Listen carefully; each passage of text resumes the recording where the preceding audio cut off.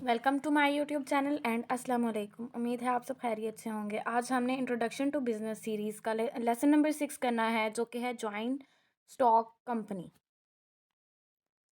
इससे पहले हम लेसन नंबर 5 में जॉइंट स्टॉक कंपनी की definitions, advantages, features and disadvantages पढ़ चुके हैं। अगर आपने उसको देखना है तो वो मेरी प्लेलिस्ट में मौजूद है।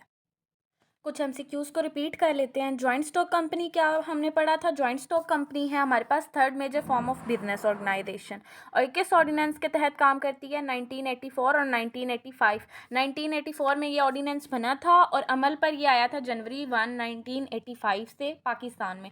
डेफिनेशन क्या थी? डेफिनेशन हम देखते हैं। A company may be defined as an association of persons for the purpose of making profit. क्या कंपनी को कैसे डिफाइन किया जा सकता है? कंपनी को ऐसे डिफाइन किया जा सकता है कि जब लोग एसोसिएट करते हैं, आपस में मिलते हैं, और मकसद क्या होता है? Making profit. इसके बाद हमारे पास आता है procedure of formation of a joint stock company, के कैसे हम किसी भी जॉइंट स्टॉक कंपनी को बना सकते हैं। जॉइंट स्टॉक कंपनी के इन्होंने फिर दो फ़ायदे लिखे हैं हमें। एक ये फ़ायदा होता है कि इंक्रीज्ड कैपिटल, कि कैपिटल जो है वो इंक्रीज़ हो जाता है। यानी कि इससे फ़ायदा कैसे हो सकता है कि आपके पास सरमाया ज़्यादा है तो आप प्रोडक्ट्स ज़्यादा बनाओगे, आपकी प्रोडक्ट्स ज़्यादा जाएंगी मार्केट में और लोग आपकी प्रोडक्ट्स को ज़्यादा खरीदेंगे। ये एक जॉइंट स्टॉक कंपनी का फ़ायदा है। दूसरा फ़ायदा क्या है?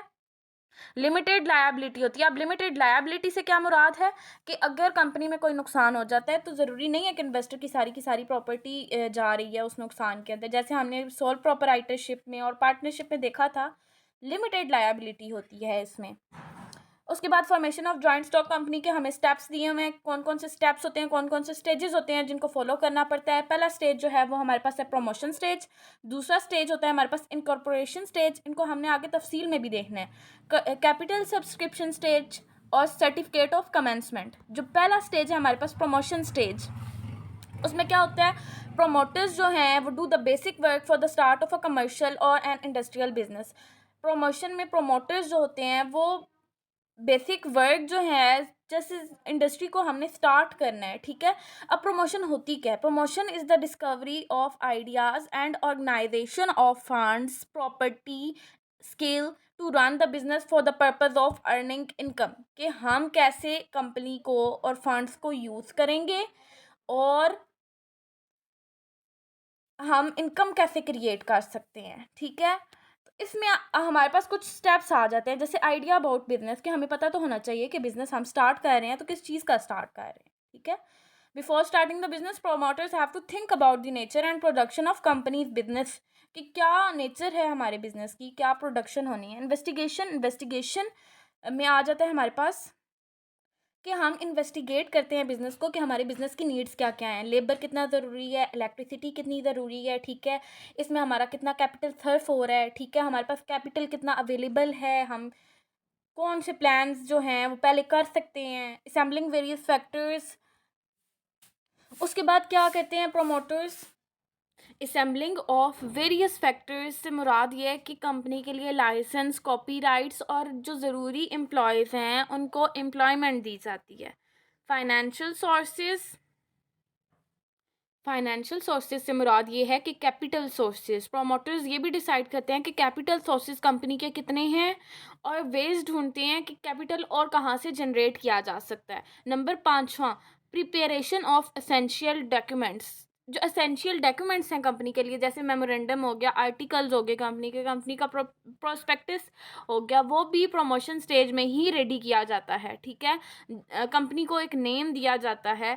इनकॉर्पोरेशन स्टेज, ये हमारा सेकंड स्टेज आ गया, ठीक है। एस्टेब्लिशमेंट ऑफ कंपनी का सेकंड स्टेज जो है वो है इनकॉर्पोरेशन स्टेज। इनकॉर्पोरेशन स्टेज में नंबर 1 पर फिलिंग डॉक्यूमेंट फिल किए जाते हैं और उनको सबमिट किया जाता है रजिस्ट्रार के ऑफिस में। सबसे पहले आ जाता है memorandum of association. Memorandum of association एक ऐसे डॉक्यूमेंट को कहते हैं जिसमें कंपनी का नेम, एड्रेस, ऑब्जेक्ट्स, क्या क्या मकासद हैं उसके, कितना कैपिटल है कंपनी का, वो लिखा जाता है। नंबर 2 पे आ जाता है हमारे पास articles of association. Articles of association या एमसीक्यूज़ के लिए ये पॉइंट्स इंपॉर्टेंट हैं जो इनकॉर्पोरेशन स्टेज के हैं, और शॉर्ट क्वेश्चंस के लिए भी। आर्टिकल्स ऑफ एसोसिएशन क्या होता है? A document containing laws and rules for internal control and management of a company, कि एक ऐसा डॉक्यूमेंट जो तमाम के तमाम रूल्स लिखे हुए होंगे जिसमें कि कंपनी को मैनेज कैसे किया जाएगा, उसको कहते हैं articles of association.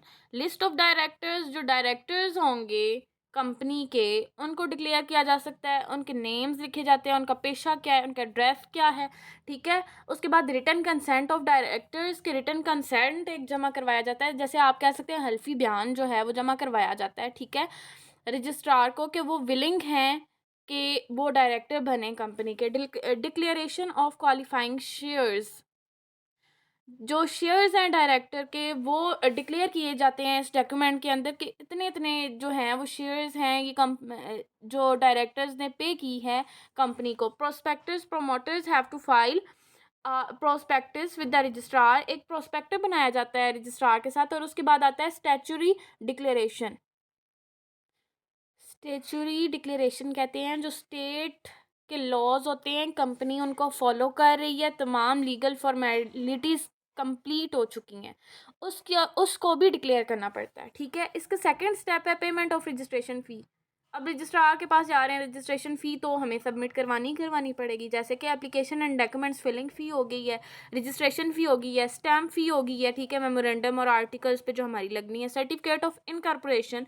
Incorporation, if the registrar finds all the documents right and thinks that all formalities have been fulfilled, then he issues the certificate of incorporation to promoters। कि अगर registrar को लगता है ना कि सारे डॉक्यूमेंट्स ठीक हैं, सारी फॉर्मेलिटीज़ लीगल पूरी हो चुकी हैं, तो वो एक सर्टिफिकेट ऑफ इनकॉर्पोरेशन देता है। कैपिटल सब्सक्रिप्शन स्टेज, ये हमारे पास तीसरा स्टेज आ गया है। इसमें क्या होता है, after getting certificate of incorporation the next stage is to make arrangement for raising capital, कि कैपिटल को कैसे रेज किया जाए, by issuing shares, by issuing debentures. अच्छा, डिबेंचर्स क्या होते हैं, डिबेंचर्स बॉन्ड्स को कहते हैं, जो कि कंपनी अपने नाम से जारी करती है for the sake of money by savings, ठीक है। Certificate of commencement, certificate of commencement क्या है, स्टॉक कंपनी को बनाने का आखिरी स्टेप जो होता है ना वो यही होता है कि certificate of commencement. Certificate of commencement में क्या किया जाता है, सर्टिफिकेट ऑफ कमेंसमेंट जो है वो हर पब्लिक कंपनी जो है ऑब्टेन करती है, जिसके लिए नीचे दी गई जो कंडीशंस है ना वो पूरी होनी चाहिए। इशू ऑफ प्रोस्पेक्टस, यानी कि प्रोस्पेक्टस जो है वो कंपनी जारी करती है, जिसमें वो बताती है कि मैं इतने शेयर्स जो है वो बेच रहा हूँ, ठीक है। डिबेंचर्स टू पब्लिक, बॉन्ड्स जो हैं वो पब्लिक की तरफ जा रहे हैं। अलॉटमेंट ऑफ शेयर्स, वही हो गया कि जो अलॉटमेंट हुई है शेयर्स की पब्लिक की तरफ, तो वो मेमोरेंडम को देखकर उसके असूलों के मुताबिक हुई है, ठीक है।